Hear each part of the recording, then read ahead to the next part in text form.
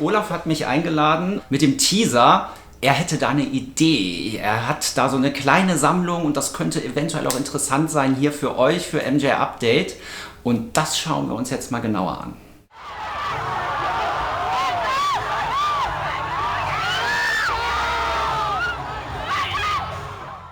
MJ Update on Tour. Ich bin hier in Mönchengladbach und besuche einen Zuschauer von MJ Update, der mich über den Kanal kennengelernt hat. Und hier schaue ich mir jetzt mal an, was er mir zu zeigen hat. Kommt mit. MJ Update bei Olaf. Ich bin hier in einem anderen Reich, bei einem anderen Fan. Olaf kenne ich jetzt schon eine ganze Weile von Michael Jackson Veranstaltungen in Köln. Olaf selbst ist auch ein großer Michael Jackson-Fan und das schon viel länger als ich es bin. Und ja, ich heiße Olaf willkommen. Hier ist er. Hallo Olaf. Harry, du hier. Ja, freut mich. In deinem Reich. In meinem Reich. Bin hier total erstaunt, was du hier alles hast. Also wahnsinnig, deine Sammlung hier zu sehen. Ja, vielen Dank für das Lob, wobei man ja auch sagen muss, man sieht, es ist lückenhaft und es wird ja auch tatsächlich noch lückenhafter werden, aber dazu kann ich dann vielleicht gleich nochmal was erzählen. Okay, kommen wir gleich drauf. Olaf, du bist Michael Jackson-Fan. Richtig. Wie lange schon? Wie kam es dazu? Wie kam es dazu? Ja, also ich bin Michael Jackson-Fan, seit Michael sein allerbestes Album rausgebracht hat. Und das ist natürlich Bad. Keine Diskussion. Bad ist das, okay. Bad ist das beste Album. Das heißt, kann ich mitgehen. Ja, okay. Ja, dann ging es los. Hab dann 15 Jahre wirklich intensivst gesammelt. Also das, was jetzt hier lückenhaft ist, war mal alles voll. Danke, Olaf, dass du uns da Einblicke gegeben hast in deine Sammelleidenschaft, in deine Entwicklung als Michael Jackson-Fan. Aber da, wo eine Leidenschaft aufhört, das Sammeln von Tonträgern und Aufstellern, beginnt eine neue Sammelleidenschaft, die auch was mit Michael Jackson zu tun hat, oder? Richtig. Und zwar, das war fast sogar zeitgleich. Das heißt, wo ich angefangen habe, Sachen von Michael zu verkaufen, habe ich angefangen, andere Sachen oder eine bestimmte andere Sache von Michael wieder intensivst zu sammeln. Und das sind Figuren, Puppen, kleine Statuen. Da hatte ich hatte damals schon länger 3 Figuren, und zwar von Hot Toys. Die sind ja bekannt dafür, dass die sehr detaillierte, schöne Figuren machen. Und da hatte ich schon längere Zeit 3 Stück von denen. Das war die Bad, die Thriller und die Billie Jean Figur. Und dann habe ich einen Fehler gemacht. Und zwar habe ich dann bei Amazon 2 Figuren gesehen. Das sind diese, ich nenne sie mal Memorial-Figuren. Das sind die unten dieses Geburtsdatum und das Todesdatum von Michael stehen haben. Und die waren eigentlich ganz nett, waren auch relativ günstig. Die kriegt man auch immer noch. Und die haben auch schön geglitzert. Und da habe ich mir gedacht, ach komm, die holst du dir mal. Dann habe ich mir die beiden gekauft, habe die zu den anderen 3 in damals meine etwas kleinere Vitrine gestellt. Dann habe ich mir das so angeguckt und dachte mir so, das sieht schon geil aus, ne? Was gibt's denn sonst noch so Figuren noch von Michael? Und so fing's an. Ja, und so wie damals der Schalter bei Bad sich umgedreht hat, hat dann irgendwie bei mir plötzlich dieser Schalter für Figuren von Michael Klick gemacht und seitdem sammle ich intensiv Figuren und ich glaube, das ist auch der Grund, warum du heute hier bist, oder? Das kann sein. Wir gehen jetzt einfach mal rüber.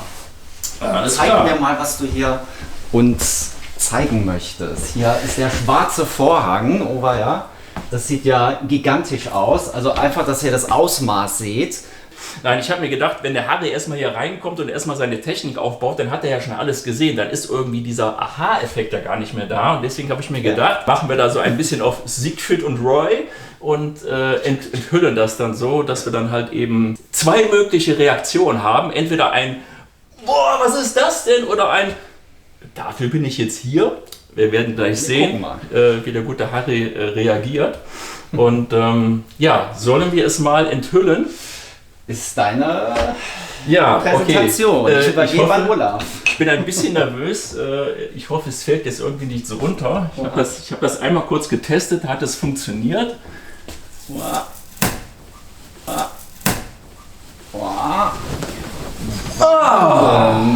krass, Leute. Hammer. Das sind ja Hunderte. Ich habe mir tatsächlich im Vorfeld mal die Mühe gemacht. Ja, was wäre jetzt mal so eine Zahl, die du schätzen würdest? Was das... Auf den ersten Blick, es sieht schon nach viel aus. Also 100 sind es bestimmt, vielleicht etwas über 100. 110, 120. So, also ich habe gestern noch mal gezählt und ich schaue mal auf mein... So, ich möchte mich bedanken bei meiner Familie. Nein, also, was man jetzt hier sieht, sind in Summe 173 Figuren. Also Michael-Figuren sieht man jetzt hier 159. Weil es gibt so ein paar Sachen, da können wir ja vielleicht gleich nochmal irgendwie so im Detail drauf gehen, die haben mit Michael zu tun, es stellt aber nicht Michael dar. Ja. Okay, ich habe schon gesehen, hier der Jankovic. Zum Beispiel, ja. Genau. Hammer, Wahnsinn. Und hier sieht man schon direkt die ganz besonderen Figuren. Da bin ich jetzt ja total sprachlos. Die sind aus Japan. Wie heißt diese Firma noch? Das ist Blitzway. Blitzway, da hatte ich auch die Werbung zu gesehen, als die rauskamen. Ja. Beide, ne? Oder? Nee, das ist Pure Arts.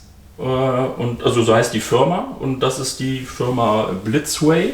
So, ich habe euch jetzt mal ein bisschen näher geholt, sodass wir uns die Vitrine und die einzelnen Figuren mal im Detail anschauen können. Wo wir gerade bei denen waren, also das ist ja gerade schon ein ziemliches Highlight, hier diese beiden Figuren. Erstmal, bevor wir vielleicht auf die Figuren eingehen, erstmal müssen wir hier über die Deko sprechen. Du hast die ganzen Figuren thematisch ja auch angepasst. Also hier sehen wir die ganze Thriller-Ära mit schon allein, weiß ich nicht, gefühlt 30 Figuren. Vielleicht erklärst du ein bisschen was, wie du dir die Dekoration hast einfallen lassen. Also die Idee davon, irgendwie so ein Thriller-basiertes Segment zu bauen, die hatte ich irgendwie schon ganz lange, weil es ist eigentlich ja auch relativ einfach du brauchst ja irgendwie nur Halloween-Deko-Artikel irgendwie mal im Internet eingeben, da wirst du ja zugeschüttet mit Accessoires, die man irgendwie dazu benutzen könnte. Und von diesen ganzen Figuren, ich habe ja vorhin gesagt, dass wir hier in Summe 173 Figuren sehen. Vielleicht mal ganz interessant, in Summe sind es 37 Thriller-basierte Figuren, die du jetzt hier überall siehst. In der Vitrine jetzt hier selber, oder ich nenne es mal jetzt hier dieses Thriller-Segment, sind es tatsächlich nur 18 Thriller-Figuren. Weil wenn ich alle Figuren, die mit Thriller zu tun haben, da reinpacke, das würde gar nicht richtig funktionieren. Und das ist auch so eine Sache. Wie geht man jetzt vor? Wie sortiert man so eine Vitrine? Gehe ich jetzt hin und mache alles irgendwie in Bezug auf ein Outfit, auf ein Video, auf ein Thema? Oder gehe ich zum Beispiel hin, wie man das jetzt hier nebenan zum Beispiel hat, und sagt, pass mal auf, hier oben habe ich jetzt ein Set irgendwie aus einer Reihe, das sind ja diese LGN-Figuren. Das sind jetzt alle. Die sind aus den 80ern, ne? Die sind halt eben hier so, weiß nicht, ich glaube so um die 84, so Victory-Tour-Zeit, zwischen Thriller Victory-Tour kamen die auf den Markt. Die wurden in den USA und Kanada hergestellt. Das sind jetzt alle 7 Figuren, die da gab es doch diesen Fanclub, die Michael Jackson Dolls. Kennst du das? Okay, sag ich jetzt Social Media gesehen, so okay. Michael Jackson. Die nennen sich so The Michael. Also die haben sich in den 80ern zu dieser Zeit so genannt. Die hatten dann auch diese Puppen in der Hand. Da kommt mir gerade sowas in den Kopf, dass es da sowas mal gab. Es gibt ja auch dieses berühmte Foto von Michael. Da ist er, glaube ich, in einem Victory Tour Outfit und guckt sich selber seine eigene Puppe an. Ja, und das ist eine von diesen Figuren. Ja. So, das ist jetzt zum Beispiel ein Set, das wollte ich jetzt auch nicht auseinanderreißen, das wollte ich so zusammen stehen lassen. Ja. Aber man sieht ja schon, hier ist auch eine Thriller-Figur. Ne? Geht man jetzt hin und sagt, ich reiß die aus dem Set raus und tue die in die Thriller-Abteilung, weil, also zum Beispiel jetzt hier dieses Super Bowl-Segment darunter, alleine hier sind, ich glaube, es sind 9 Thriller-Figuren drin, die man jetzt natürlich auch hier hätte reinpacken können, aber auch das wollte ich nicht. Und das ist halt eben immer so eine Sache, was tue ich themenbasiert zusammenstellen und was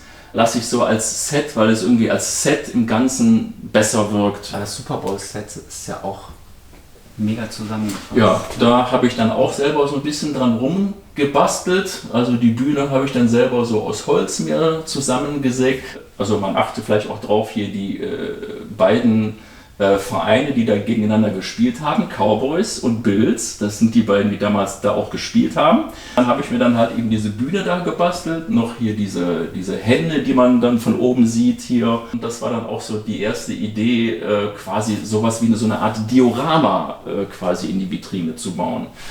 Vielleicht sieht man das auch so oben links und rechts. Das sind diese beiden Jumbo-Screens. Auf jeden Fall. Da habe ich mir dann zwei Screenshots aus dem Internet gezogen und das dann halt da auch noch dazu gebastelt. Das war so die erste Geschichte, wo ich dachte, man könnte themenmäßig irgendwie was Schönes basteln und nicht einfach nur Wildfiguren in die Vitrine werfen.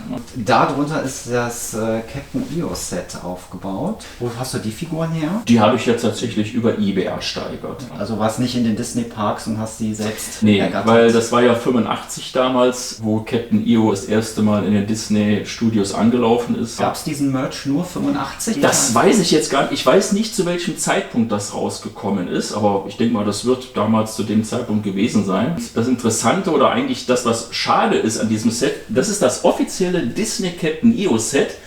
Und wer ist nicht dabei? Captain EO.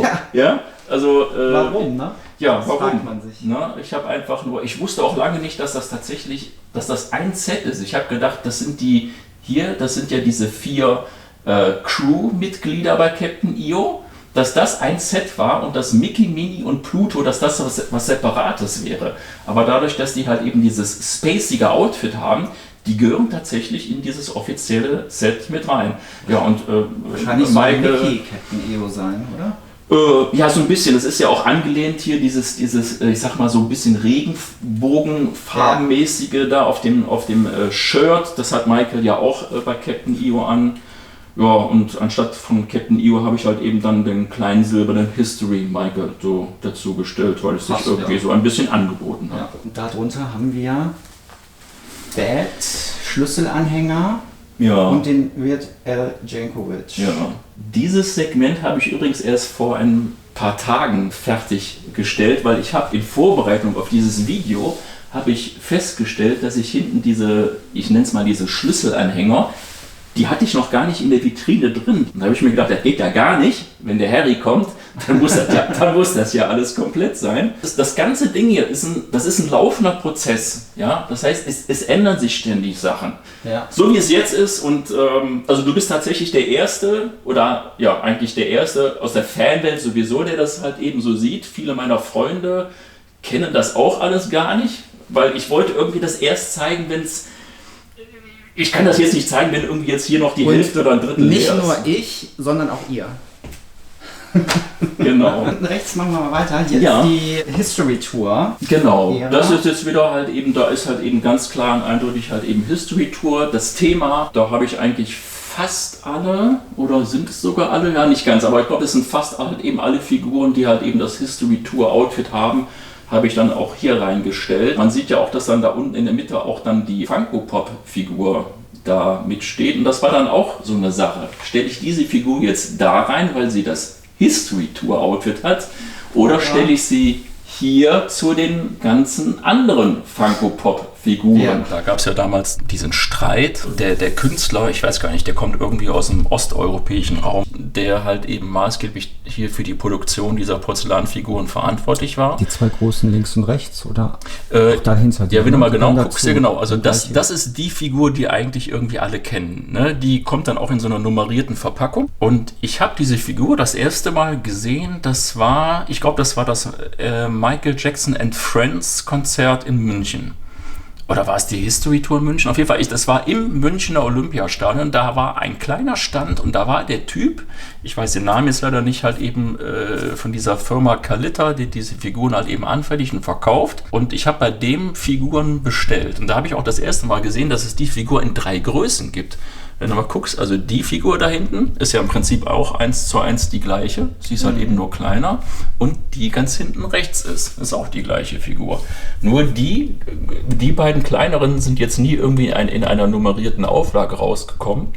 Und ich habe damals dann bei dem irgendwie alle 3 Größen bestellt. Ich habe die jetzt nicht bei dem vor Ort gekauft, weil mit einer Porzellanfigur willst du nicht ins Konzert gehen. Und ich sehe auch die beiden kleineren Figuren, habe ich auch noch nie irgendwo woanders gesehen. Ich würde jetzt mal fast behaupten, dass die noch seltener sind als diese nummerierte, die die meisten halt kennen. Das ist irgendwie damals von der Firma Mystery. Ja, ist das irgendwie in Auftrag gegeben worden, aber der Kollege, der die angefertigt hat, der ist nie nie komplett irgendwie bezahlt worden für einen Auftrag. Also da gibt's Berichte, wie man sich die mal im Detail so durchliest, und der ist auf dem ganzen und irgendwie ist er dann auch verklagt worden, weil nachdem das irgendwie nicht geklappt hat mit dem Verkaufen oder dass er dafür bezahlt wird, hat er diese Figuren in Eigenregie dann verkauft, und dann ist er von Mystery oder von irgendwas von Michaels Seite aus quasi, haben die den verklagt, nach dem Motto, hör mal, du hast keine Lizenz mehr dafür, du darfst das nicht verkaufen. Und dann hat er dann halt eben die offiziellen Verkauf hat er dann irgendwie eingestellt, und es gibt auch noch ganz viele, kann ich dir hier mal ganz gut zeigen. Ich habe hier unten auch noch hier so eine Figur, die ist komplett noch unbemalt. Ne? Also die ist halt eben komplett weiß. Ich sehe gerade, dahinter ist sogar auch noch eine Bronzefigur. Mein Gott, ich habe hier unten hier fast mehr als da oben.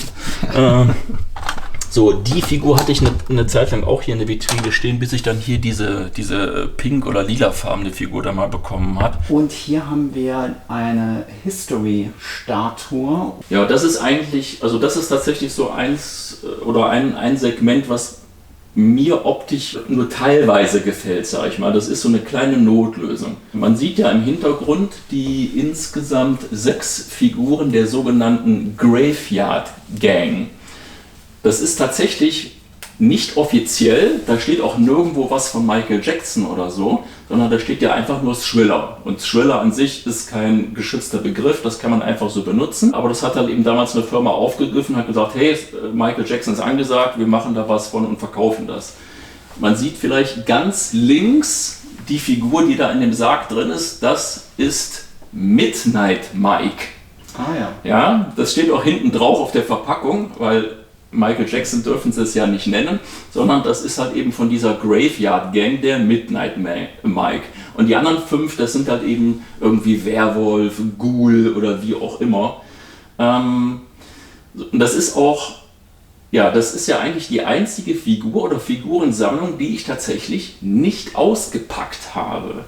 Und das ist ja auch so ein Thema. Aus Sammlersicht oder aus Sammlerwertsicht ist es ja eigentlich ein Frevel, eine Figur aus der Originalverpackung rauszuholen. Das ist halt immer die Frage, lässt man es geschlossen, packt man es aus, auf der anderen Seite will man es ja auch erleben. Genau, also ich will es sehen. Ja, also das für geht mich mir auch so. Ich benutze die Sachen auch. Ich trage ja auch die T-Shirts. Ne? Ja, ja. Eben, also die Figuren sind für mich jetzt nicht in erster Linie so eine Art Wertanlage, sondern es ist für mich halt eben ein Sammelobjekt, und das möchte ich auch schön präsentieren. Deswegen habe ich alles aus den Verpackungen rausgeholt. Hast du die Verpackungen denn noch? Die Verpackungen, die habe ich jetzt alle noch hier oben irgendwo am Speicher in so einem Verschlag, da habe ich noch die ganzen Verpackungen. Also, weiß nicht, wenn irgendwann mal das Geld knapp wird oder keine Ahnung, also ich könnte theoretisch immer noch alles irgendwie wieder original verpacken und dann auch verkaufen. Obwohl ich hoffe, das werde ich nicht erleben, das brauche ich nicht. Und das Einzige, was ich tatsächlich in den Verpackungen drin gelassen habe, ist halt eben diese Graveyard Gang, weil ich glaube, also die Figuren selber an sich sind jetzt nicht so hübsch oder qualitativ, und diese Särge sind, glaube ich, auch nur so aus Pappe. Ich glaube, das würde einfach nicht aussehen. Und was mich hier auch so ein bisschen stört, das war auch mal so ein Gedanke. Du kennst ja auch den Hector Bajot. Der hat ja zum Beispiel auch hier diese Pure Arts Figur und hier den Dangerous Michael von Blitzway. Und der Hector ist gelernter Tischler oder Schreiner, und der hat sich ja selber dann ganz, ganz tolle Vitrinen dafür gebastelt. Mit einem schönen Hintergrund. Also hier bei der Smooth Criminal Figur, da hat er dann halt diesen runden, bläulichen Fensterausschnitt aus dem Video genommen, was super geil aussieht. Und ich hatte mir dafür oder auch hier für die Thriller-Geschichte auch so Gedanken gemacht, mache ich irgendwie einen gedruckten Hintergrund dahinter. Das kann ja noch wachsen. Ja, aber die andere Sache ist, dadurch, dass ich jetzt überall einen hellen weißen Hintergrund habe, setzen sich die Figuren gut ab. Das heißt, es ist alles schön detailliert, klar zu erkennen. Wenn ich hier oben das erste Mal so reingucke, das wirkt so ein bisschen überladen. Man muss erstmal so ein bisschen genauer hinschauen. Ach ja, hier, okay, das ist Dangerous, das ist eine Billie Jean Figur. Also es wirkt unruhig. So, und das ist Ich eigentlich... verstehe, was du meinst. Ja, vielleicht mal ganz kurz, das Ding hier, dieses Holzstück, das hat mir die liebe Anna gebastelt. Danke an der Stelle nochmal dafür. Wenn man mal vielleicht das hier sieht, ich drehe es mal, dann kannst du das noch gleich mal in der Nähe angucken. Sie hat mir sogar hinten einen Grabstein auf dieses kleine Diorama gebastelt, wo dann das Erscheinungsdatum des Thriller-LP drauf ist. Und das fand ich sehr, sehr schön, sehr, sehr lieb. Und das war dann natürlich auch klar, dass dieses kleine Geschenk definitiv dann auch in meine Thriller-Abteilung kommt. Ja. Das ist auch die Hot Toy, ne? Genau, das ist von Hot Toys. Ja, das ist, wie gesagt, eine von den 3, also insgesamt gibt es von Hot Toys 4 Figuren und ich hatte halt eben damals 3 Stück und von diesen 4 ist mir eigentlich sogar die Bad, also ich finde die eigentlich am besten. Die ist am detailliertesten. Was du ja oft bei Figuren auch hier hast, ist, dass ja viele bemühen sich, das Gesicht von Michael gut zu treffen. Manchmal gelingt es, so wie bei dieser Bad-Figur, manchmal muss man sagen, ja, sie waren bemüht. Bei der Figur kann man ja sogar, man kann hinten das Haarteil abnehmen, dann kannst du die Augen, die Pupillen kann man verstehen, wohin Michael gucken soll. Das habe ich auch mal gesehen. Ja, und das kann man hier bei dieser Figur von InArt kann man das auch machen. Ist das jetzt wieder eine andere Firma? InArt? Das ist InArt, genau. Blitzway und Pure Art. Pure Art. Nein, das sind ganz, ganz viele Firmen, die sich da austoben. Das ist natürlich auch ein geniales Set hier, ne? Mit der Dangerous Tour im Hintergrund. Ja, vielleicht können wir da auch mal eben... Ich habe in der Vitrine, obwohl es von Anfang an eine Idee war, oder was ich vielleicht auch noch umsetzen werde, in dieser Vitrine ist nichts beleuchtet. Das hat auch damit zu tun, wie ich ja eben schon sagte, dass ich auch tatsächlich mit dem Gedanken spiele, hier eventuell nochmal was zu verändern. Deswegen wollte ich jetzt nicht schon irgendwelche Kabel oder irgendwas legen, wo ich dann nachher sage, oh Scheiße, klappt ja alles gar nicht. Aber das Einzige, was beleuchtet ist, wenn du mal drauf gehen möchtest, das ist die InArt-Figur. Und da hat sich die Firma halt eben was Schönes ausgedacht, dass sie aus der Verpackung, das heißt, das ist der Deckel der Verpackung, dass sie da einfach ein paar LEDs reingepackt haben und dass man das als Hintergrund benutzen kann. Im Original würde Michael jetzt auch noch irgendwie auf der restlichen Verpackung der Box stehen und man kann dann diesen Hintergrund mit den LEDs dahinter klemmen, aber da das bei mir jetzt von der Größe her nicht so gut hier reingepasst hätte, habe ich einfach nur gesagt, ich mache nur dieses LED-Panel dahinter, das reicht mir dann schon. Da fehlt eigentlich nur noch der Funkenregen im Hintergrund. So viele Möglichkeiten. Ich habe auch irgendwo hier unten so eine kleine Drehscheibe, die sich elektrisch dreht, wo ich schon mal dachte, da könnte man jetzt irgendwie so eine Figur draufstellen. Ich meine auch mal ganz im Ernst, selbst wenn du jetzt hier irgendwas schön beleuchtet hast oder so, oder irgendeine Funktionalität wie so ein Drehteller, so ein Drehtisch, wie oft benutzt du das? Das machst du ja eigentlich echt nur, wenn du mal, wenn ein Harry zu Besuch kommt und sagst, komm, ich zeig mal was, aber irgendwie so eine Grundbeleuchtung. Also wenn ich irgendwann mal die finale Idee habe, wie das alles aussehen könnte, dann möchte ich das also auch beleuchten. Da sind noch ganz viele kleine Michael-Figuren und ich sehe im Hintergrund auch Playmobil-Thriller. Gab es da eine offizielle Playmobil? Nein, diese Playmobil-Figuren sind tatsächlich, man sagt, das sind Custom-Made-Figuren. Das heißt, die sind nicht offiziell. Das hat irgendjemand, der halt eben da versiert ist, hat da mal selber, genau wie die Lego-Klemmbausteinfiguren von Michael, das ist auch alles nichts Offizielles. Das ist also auch alles von irgendjemandem selbst gemacht.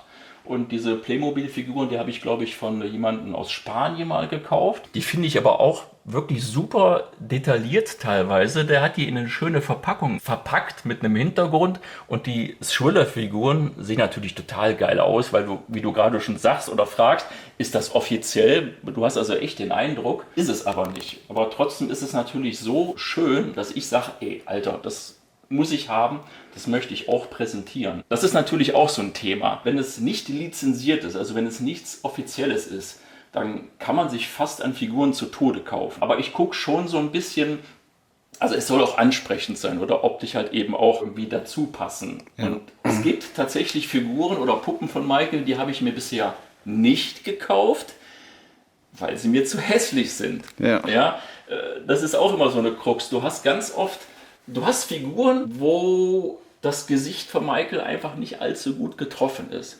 Gehst du dann trotzdem hin und sagst, du bist ja Sammler. Und Sammler hat ja immer den Anspruch, ich möchte etwas vollständig haben. ich meine, ich hoffe, dass es nie vollständig wird, weil das ist ja das Schrecklichste für einen Sammler überhaupt, wenn du sagst, hey, ich habe alle Schallplatten, die es gibt von Michael. Ja, fertig. Gut, ich bin fertig, mein Leben ist vorbei. Ne? Und deswegen hoffe ich ja auch, dass es hier immer wieder noch Nachschub gibt. Es ist halt eben immer so eine Überlegung. Man kann ja auch, es gibt ja auch Leute, die sagen zum Beispiel, die Funko-Pop-Figuren finde ich optisch überhaupt nicht ansprechend. Ja. Aber es ist halt ein Stilmittel. Also es ist halt eben eine künstlerische Form, die einfach mal irgendwo, wo die entschieden haben, pass auf, das ist der Kopf, den behalten wir bei.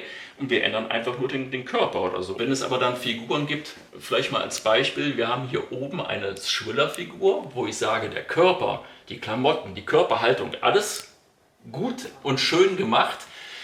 Das Gesicht ist jetzt, geht so. Ja. Deswegen steht die Figur auch etwas weiter oben. Ich weiß noch, wo ich diese Vitrine das erste Mal so ein bisschen bestückt hatte, habe ich meine Schwester mal hier reingeholt. So.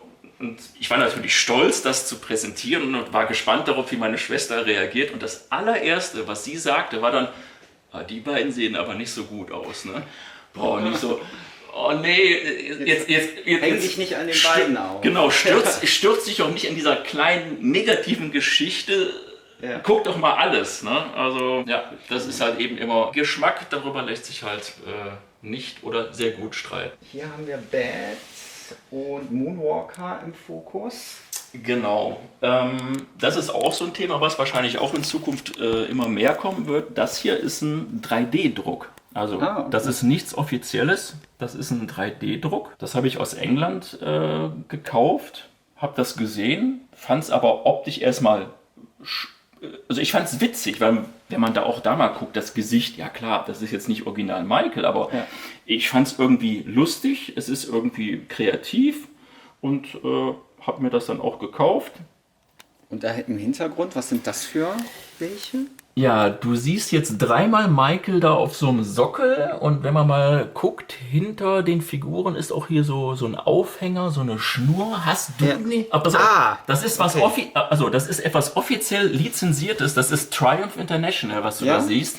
Was glaubst du, was das sein könnte? Also ich habe jetzt schon eine Vermutung, dadurch, dass man diese Aufhänger dahinter sieht. Ich glaube, das soll Christbaumschmuck sein. Es ist Christbaumschmuck. Es ist offizieller Michael Jackson Christbaumschmuck. Ist mir gar nicht, wusste ich gar nicht, dass da offizieller Christbaumschmuck rauskam von Triumph. Wusste ich auch nicht. Aber ich habe mal auf eBay eine dieser Figuren zufällig gesehen, dann habe ich so ein bisschen recherchiert und ich glaube, das sind alle drei, die es gibt. Und wie gesagt, ist offiziell und es ist Christbaumschmuck. Ja. Darunter haben wir, sind das Steckfiguren, wie heißen diese, die man so zusammenstecken kann? Also diese Abteilung, ich nenne es liebevoll die Freak Show. So, man kann vielleicht schon so ein bisschen erahnen, warum ich das so genannt habe, weil auch hier ist nicht der Fokus auf Authentizität, was das Gesicht oder so angeht. Wir haben jetzt hier, das ist von der Firma Bearbrick, heißen die, glaube ich, hier diese drei großen, Mickey Mouse angeähnelten Figuren. Wie sie auf die Idee gekommen sind, dass die irgendwie ihren Figuren diese Mickey Mouse Ohren verpassen, weiß ich auch nicht. Aber genauso wie bei Funko Pop kriegst du auch von ganz vielen anderen Künstlern oder... sind die offiziell? Oder? Die sind offiziell. Okay. Die sind tatsächlich offiziell. Krass. Interessant bei diesen Figuren ist, die gibt es in 3 Größen. Also die Größe, die du jetzt hier siehst, ist die sogenannte 400% Version. Und ich habe da schon welche gesehen. Bleib mal eben da drauf, ich komme mal mit dazu. Wenn du diese 400% Figur kaufst, ist die 100% Version immer mit dabei. Ah, okay. So, es gibt aber noch eine dritte Größe und das ist die 1000% Version. Das heißt, die Figur ist dann direkt irgendwie so gefühlt 1 Meter oder so hoch. Die hole ich mir aber nicht, weil zum einen schweineteuer und wenn ich mir die Figuren hole, dann ist die Vitrine direkt schlagartig halb voll. Also, aber du löst ja einen Teil deiner Sammlung auf, da bietet sich ja neuer Platz in Zukunft. Ja gut, aber ich meine, ich möchte auch irgendwie das nicht auseinanderreißen, nicht sagen, pass auf, ich habe jetzt an der Wand eine Vitrine und ich stelle da hinten eine zweite Vitrine hin. Ich mag das schon, ich möchte irgendwie alles auf einem Platz haben. Ich möchte, dass du auf eine Sache, in eine Ecke guckst und da ist alles geballt in einer Form. Und deswegen, ich finde das sowieso auch ein bisschen problematisch, wenn Figuren größer werden. Ich finde das bei dieser Pure Arts Figur, das ist für mich eigentlich schon so die Grenze. Und ich bin auch froh, dass sie diesen schrägen Typen da genommen haben, weil wenn der gerade steht, dann wäre der schon halb da oben hier in der Thriller-Abteilung drin. Die Firma Damn Toys wird übrigens, ich glaube, das kommt noch dieses Jahr, es kommt zur History Tour und zur Dangerous Tour, bringen die Figuren raus im Maßstab 1:2. Das heißt, die werden 90 Zentimeter groß. Krass. Ja. Die sollen dann aber auch, ich habe Preise gesehen, die irgendwie zwischen 4.000, 5.000 Euro dann anfangen. Also das ist mir dann zum einen das Geld auch nicht wirklich wert und ich weiß nicht, also das triggert mich jetzt nicht wirklich so. Da habe ich jetzt nicht wirklich so groß Lust drauf, die mir anzuschaffen. Wenn wir hier nochmal in der Freakshow bleiben, Ja. da sehe ich natürlich, also dieses Pferd vorne, was hat es denn damit auf sich? Also das finde ich jetzt, also... Ja, pass auf. Also dieses Pferd ist in Wirklichkeit, ich glaube, es ist eher eine Kuh. Ich nehme sie mal raus. Die habe ich mal zufällig auf eBay gesehen. Ich gehe ab und zu mal hin bei eBay, gebe einfach ein Michael Jackson Figur oder sowas. Und irgendwann habe ich dieses Teil gesehen. Das ist also eine Porzellanfigur, die ja eindeutig einer Kuh nachempfunden ist. Aber sie hat einen Glitzerhandschuh, Schrägstrich Huf. Sie hat weiße Socken. Der Kopf ist auch eindeutig Michael nachempfunden. Ja. Glitzeräuter. Und überhaupt, und hier Armbinde und, keine Ahnung, also King of Pop. Schräg. Ja, also das ist schon... Das ist wirklich... Ist die offiziell? Ich denke nicht. Ich habe sie auch so bekommen. Also wer weiß, was der Michael Jackson Estate also hier unten alles steht lizenziert. auch irgendwas, aber ich kann es gerade nicht genau erkennen, was da ist. Aber ich glaube nicht... Dann müsste ich meine Brille holen. Ja, gut. Also wie gesagt, ich glaube nicht, dass es was Offizielles ist. Aber ich fand es so lustig, wo ich das gesehen habe. Und ich habe auch gar nicht so viel, ich habe irgendwie 30 oder 40 Euro dafür bezahlt und habe mir gedacht, hey, das ist für deine Freakshow, ist das doch genau passend. Und also es ist eigentlich qualitativ sehr gut verarbeitet. Man kann jetzt sagen, hör mal, das ist ja hässlich wie die Nacht. Das war auch übrigens, wo das Paket angekommen ist, ich habe mich total gefreut und meine Schwester war auch gerade am Briefkasten. Ich sage, ey, komm mal gucken. Ich packe das Ding aus, sie sieht das und ihr erster Kommentar war ähnlich wie bei dem Kommentar, den ich schon erwähnt habe. Gott, ist das Teil hässlich. So. Aber das ist mir egal. Das gehört dazu, das bleibt hier. Und dahinter sehe ich die Rosine, die ist aber offiziell. Oder? Michael hat ja den Werbespot gemacht und ich glaube, das müsste offiziell sein, oder? Richtig, genau. Ja. Ich habe ihr nur diesen Hut aufgesetzt, der gehört im Original nicht dazu, aber den hatte ich irgendwie noch übrig, deswegen habe ich den einfach da drauf gesetzt. Ja. Und hier ist der Michael aus den Simpsons, der müsste auch offiziell sein. Ne? Ja, der ist auch offiziell. Man sieht es gerade auf dem Schild nicht. Das ist Leon Kompowski. Genau. Gesprochen im Original von Michael Jackson. Ja. Lisa, It's Your Birthday. Das ist aber nicht original von Michael gesungen. Richtig. Da war halt eben damals das Problem mit den Rechten, dass halt eben die Plattenfirma gesagt hat, pass mal auf, du darfst die Rolle sprechen, aber du singst gefälligst nicht. Ja. Aber... Ne, wie sich ja im Nachhinein rausgestellt hat, hier der Song Do the Bartman zum Beispiel ist von Michael, auch wenn es halt eben offiziell gar nicht auf der Platte steht. Das durfte, glaube ich, auch nicht draufstehen. Ne? Ja, genau. Aber irgendwann ist es ja dann doch mal offiziell bestätigt worden, dass es so ist, ja. Und der Moonwalker Becher, ist das ein Popcorn-Becher? Das ist der sogenannte Puppet Cooler. Also den konnte man damals, wo es das Black and White Magazin noch gab, da konnte man den bestellen. Die hatten auch einen Shop, wo man halt eben Sachen bestellen konnte. Den kenne ich noch sehr gut. Ja, und da konnte man damals hier diesen Puppet Cooler bestellen. Genau. Ja, den habe ich nicht bestellt. Ja. Aber ich habe andere Sachen bestellt. Ja, und dann halt eben, um das Ganze noch zu komplettieren, halt eben noch ein paar Quietsche-Entchen im Michael Jackson. Habe ich auch schon gesehen, aber die sind, glaube ich, nicht offiziell. Die Thriller-Figur. Die ist offiziell, weil man sieht ja auch an der Verpackung. Ach, die da drunter, ja. Ja, Stimmt, genau, da steht ja auch Michaels Name Ja. und die hat auch so links und rechts so ein bisschen. Ach, das ist auch eine Quietsche. Ja, das ist auch tatsächlich nett. Ich weiß gar nicht, ob sie quietscht. Ich glaube, Hedi quietscht.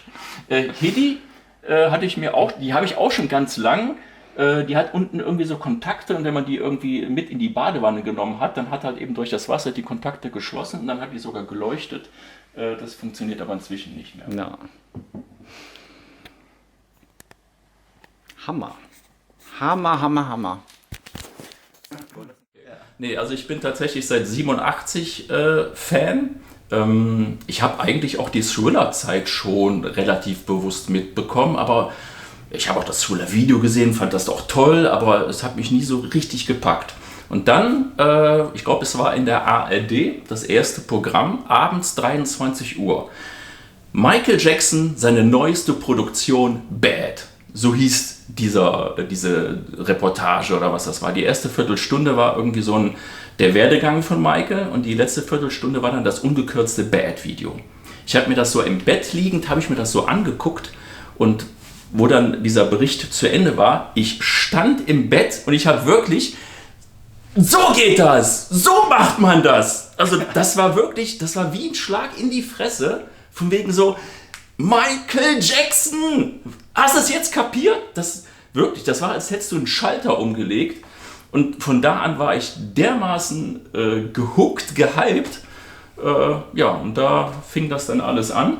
Und das war Promo für das Bad-Album oder haben die das Musikvideo gezeigt? Oder? Das war, ja, wie gesagt, das war, ich weiß gar nicht, ob das jetzt irgendwo anders auch mal irgendwie unter anderem Namen gelaufen ist, aber es war halt eben das allererste Mal, dass man ungekürzt das Bad-Video gesehen hat. Und das war, ich weiß gar nicht, ob das Album zu dem Zeitpunkt schon raus war. Ich glaube nicht, bin mir aber nicht ganz sicher, aber es war halt eben irgendwann 87.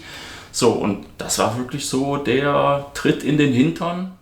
Also wie gesagt, ich habe 15 Jahre wirklich intensiv gesammelt und irgendwie so mit dem Invincible-Album oder kurz danach ist das dann so ein bisschen, ja, irgendwie war dann so diese intensive Sammelleidenschaft irgendwie nicht mehr so ganz da. Ich war und bin immer noch Fan, bin immer noch an neuen, unveröffentlichten Sachen halt interessiert, aber das Sammeln war irgendwie nicht so da. Und dann irgendwann war dann mal so die Sache, okay, die CDs, ja, das kann man sich schön repräsentativ, dekorativ irgendwo hinmachen, aber so Sachen wie Schallplatten, Poster, Pappaufsteller, das lag dann alles irgendwo so am Speicher und dann dachte ich mir irgendwann mal so, ja, jetzt liegt es da irgendwie rum, hat irgendwie keinen Mehrwert.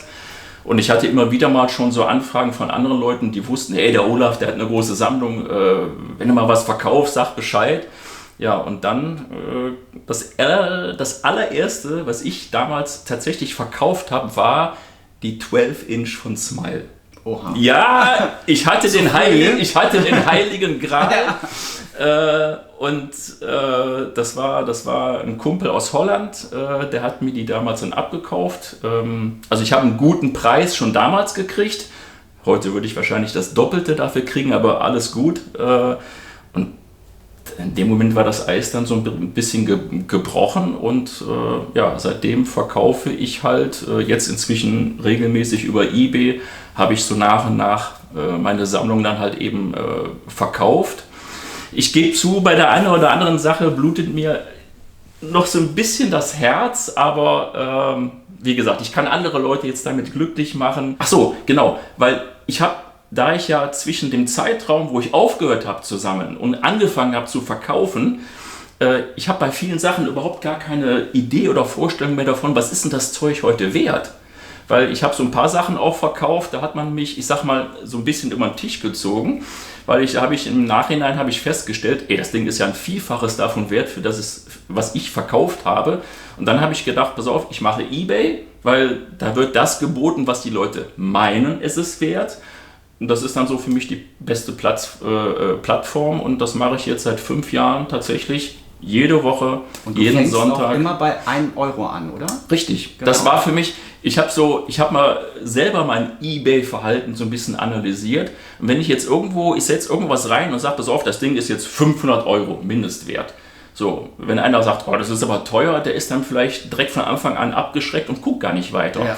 Wenn du aber bei 1 Euro und mit anderen so langsam dich hochsteigerst, dann denkst du, das ist eine andere Dynamik. Du bist jetzt schon so lange, du bist schon im Rennen drin, komm, den 1 Euro, die 10 Euro biete ich noch. Und deswegen habe ich gedacht, dieser psychologische Trick und ich glaube, das funktioniert auch ganz gut. Ja. Also, wenn ihr Sachen von Olaf ersteigern wollt, auf eBay, und zwar, wie heißt du da? See you next Wednesday, in einem durch. Woher kennt man denn diesen Schriftzug? Ich wollte gerade sagen, hat auch einen Michael-Bezug. Ihr könnt ja mal gucken, oder ihr wisst es vielleicht, aber da du jetzt schon konkret fragst.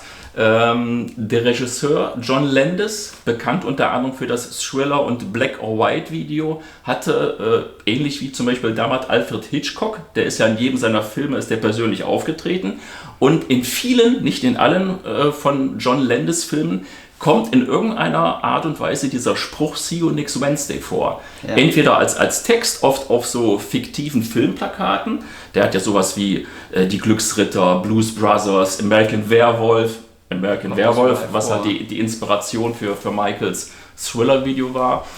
Also irgendwo kommt dieser Spruch vor, See you next Wednesday. Ja. Und so wie ich es gerade gesagt habe, kennt man diesen Spruch halt eben auch aus dem Thriller-Video. Und dann habe ich das irgendwann mal mitgekriegt, was dann dahinter steckt. Und dann habe ich gedacht, hey, ich brauche irgendeinen eBay-Namen, nehme ich den. Ja. Und ja. Wo hast du diese ganzen Artikel, die du gesammelt hast, herbekommen? Also du hast ja gigantische Pappaufsteller, lebensgroße Aussteller, die damals in den Verkaufsräumen von, weiß ich nicht, Saturn, Mediamarkt oder damals hießen die wahrscheinlich anders standen. Wie bist du da rangekommen an diese ganzen Artikel? Ja, da ich ja schon sehr alt bin, habe ich tatsächlich das Zeug zu dem Zeitpunkt aus den Läden geholt, wo es auch da zu Werbezwecken benutzt worden. Ne? Und wenn dann die Promotion-Aktion für die Alben oder für was auch immer das halt eben damals genutzt wurde, vorbei war, bin ich halt eben in die Läden rein oder habe da halt eben hinten so einen Zettel rein gemacht, von wegen, hey, nicht wegwerfen, anrufen. Ja, und so habe ich nach und nach das Zeug zusammengesammelt. Einiges hat man dann auch mal vielleicht mal von anderen Fans bekommen oder getauscht, gekauft. Ich habe auch über die Jahre mal so 2, 3 kleinere Sammlungen auch mal aufgekauft. Und jeder hat irgendwo mal so eine Besonderheit, die man dann selber nicht hat. Und so ist halt eben diese ganze Sammlung so angewachsen. Und ich hatte auch nie einen speziellen Bereich. Also ich habe alles gesammelt. CD, Vinyl, Merchandise, Pappaufsteller, Poster. Hast du eine Zahl, wie viele Artikel das insgesamt waren? Waren das 100, 1000, 10.000? Ja gut, ich sag mal, was jeder hat und wahrscheinlich auch du, dass man irgendwie Zeitungsausschnitte irgendwie aus diversen Magazinen, also wenn du das mitzählst, dann kommst du wahrscheinlich irgendwie schon in den 5-stelligen Bereich. Ich habe auch nie, ich habe irgendwann mal über die Tonträger mal so eine Liste so gemacht, ne, damit man auch mal, vor allen Dingen, wenn du mal irgendwo was siehst oder bei anderen oder bei eBay, wie auch immer, dass man mal so ein bisschen, weil irgendwann verliert man auch selber den Überblick.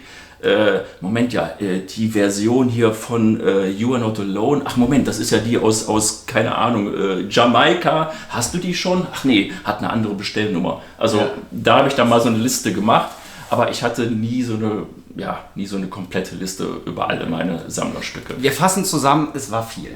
Ja. Genau. Ja, mega, dieser Einblick, den du mir hier gegeben hast. Vielen Dank für deinen Anruf. Das hat sich auf jeden Fall gelohnt, hier einmal vorbeizukommen zu dir nach Mönchengladbach und sich diese gigantische Zusammenstellung an Figuren anzuschauen. Und auch gerade hier diese Highlight-Figuren von diesen verschiedenen Firmen, die diese, ich nenne sie jetzt mal hochpreisigen Figuren machen. Ja, manche Figuren sind in der Tat nicht günstig. Ja, mit detailgetreuen Gesichtszügen, Kostümen, also das ist schon eine ganz besondere Sache, die auch alle mal gebündelt live zu sehen. Bisher habe ich die auch immer nur online gesehen. Ich habe, glaube ich, gerade nochmal also live habe ich die noch nie gesehen, außer eben jetzt heute hier oder eben auch wie ihr wahrscheinlich im Internet. Ich bedanke mich auf jeden Fall, dass du meiner Einladung gefolgt bist und hoffe, dass es deinen Zuschauern auch ein bisschen gefallen hat. Was mich interessieren würde oder was ich auch ganz toll finden würde, wenn vielleicht dann ihr da draußen, also haut einfach mal ein paar Kommentare raus, wenn ihr irgendwie denkt oder zu den einzelnen Figuren irgendwie eine Meinung habt oder so. Oder vielleicht kennt ihr sogar noch Figuren. Ich meine, Ich habe keinen Anspruch auf Vollständigkeit. Wie ich ja eben schon sagte, das will ja auch kein Sammler. Aber wenn ihr sagt, hey, es gibt doch noch die und die Figur, kennst du die nicht oder willst du die nicht, guck doch mal nach, ob die nicht auch noch irgendwo verfügbar ist. Also das würde mich tatsächlich interessieren, wenn ihr noch ein bisschen kommentarmäßig halt eben das Ganze hier noch irgendwie vervollständigen könntet. Haut's mal in die Kommentare, kennt ihr noch Figuren, die vielleicht hier fehlen? Mir fällt ganz spontan eine Figur ein, und zwar gibt es doch dieses Moonwalker-Auto. Ist das was für deine Sammlung oder sagst du, nee, das Auto, das jetzt... Ja, da wären wir ja dann wieder bei so einer Sache, sag ich mal, was irgendwie so in die Richtung Diorama oder so gehen würde. Ich habe zum Beispiel, fällt mir gerade ein, ich habe irgendwo hier unten im Schrank auch noch so einen kleinen Billardtisch, den ich mir mal gekauft habe.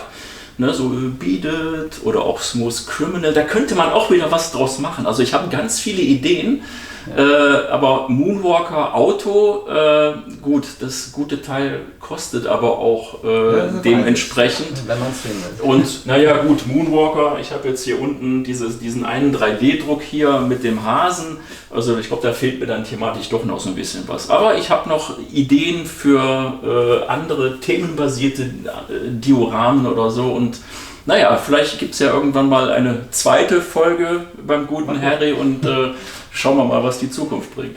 Ja, ich bedanke mich an dieser Stelle nochmal für die Einladung. Schön, dass ich heute hier sein konnte und Schön, dass du da warst. Gigantischen Einblick in deine Sammlung bekommen habe.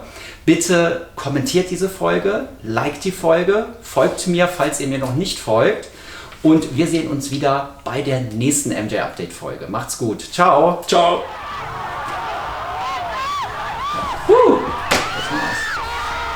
Ja, dann komm gut nach Hause. Ja.